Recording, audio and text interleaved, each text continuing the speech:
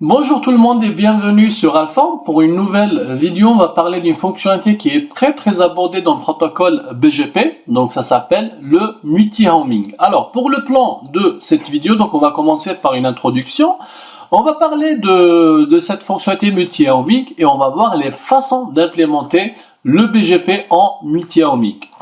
Alors, donc le principe est très simple. Donc le but c'est de m'interconnecter avec deux services providers différents.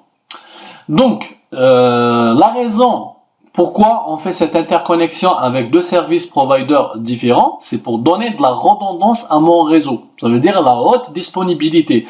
Donc, si j'ai un problème sur un fournisseur de services Internet, je peux basculer sur un deuxième.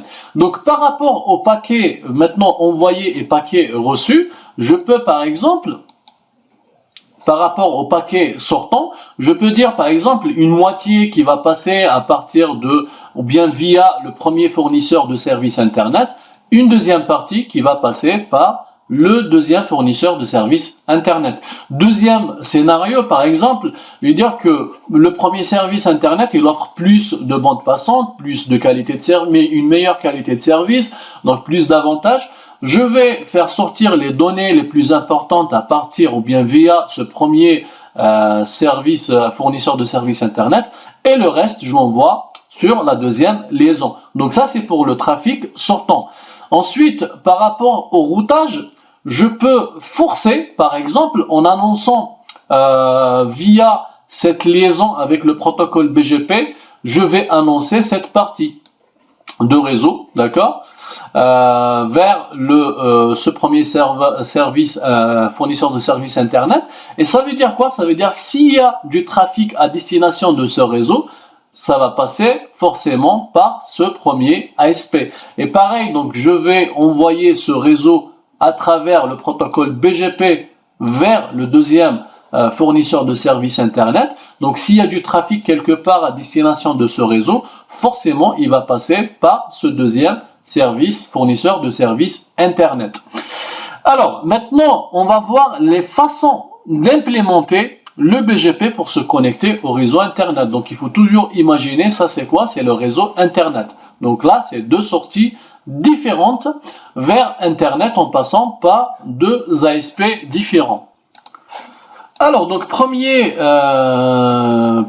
cas, c'est la route par défaut. Donc l'idée ici, c'est quoi? C'est que je vais au niveau de ce routeur, je vais annoncer la route par défaut vers les deux services providers. Donc là, je vais annoncer la route par défaut vers les deux services providers. Ça veut dire quoi? Ça veut dire que c'est du trafic ici. Donc ça va passer soit vers le premier ASP ou bien vers le deuxième ASP. D'accord? Après, c'est à nous de jouer sur la distance administrative. Je peux dire par exemple une partie du trafic qui va passer vers le premier service provider et une deuxième partie qui va passer vers le deuxième service provider. D'accord? Donc là, ça permet de faire un partage de charges. Alors, donc ce qui est bien ici, c'est côté routage ou bien au niveau de la table de routage ici, au niveau de ce routeur, on aura une seule ligne, c'est la route par défaut, ou bien deux lignes, une vers le premier et la deuxième vers le deuxième. D'accord? Ça veut dire deux lignes de route par défaut au niveau de ce routeur. Alors, l'inconvénient, c'est que on peut pas forcer, par exemple, je peux pas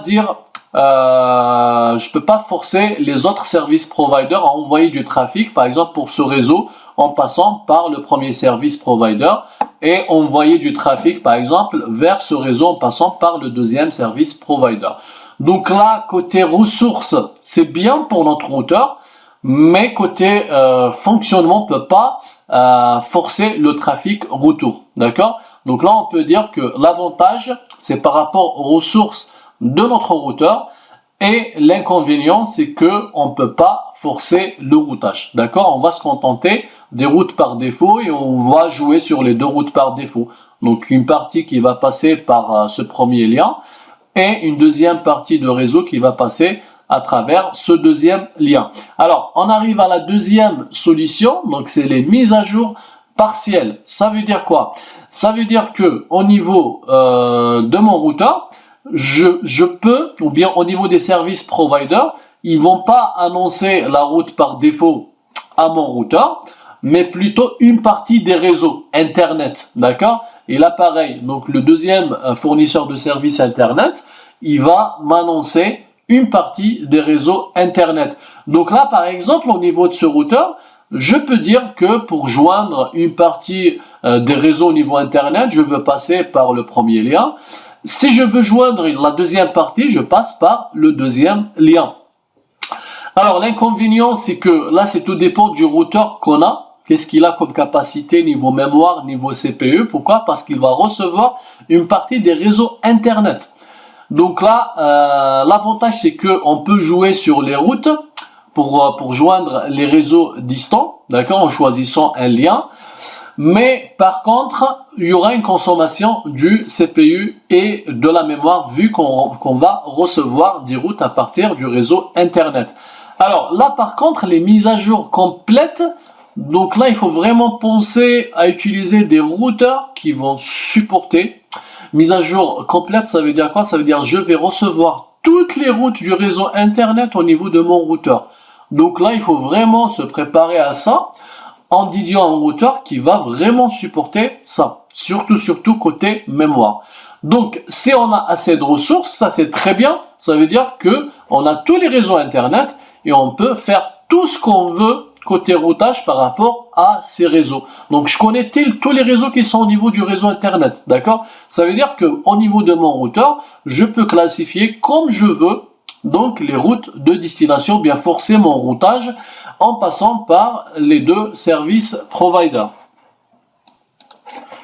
Donc voilà, comme ça, on a vu les trois solutions. On arrive à la fin de cette petite vidéo. Donc ce qu'il faut retenir, c'est que le multi-homing, c'est bien, ça permet de passer par deux ou bien plusieurs, voire trois services providers différents, avec différentes liaisons vers ces providers.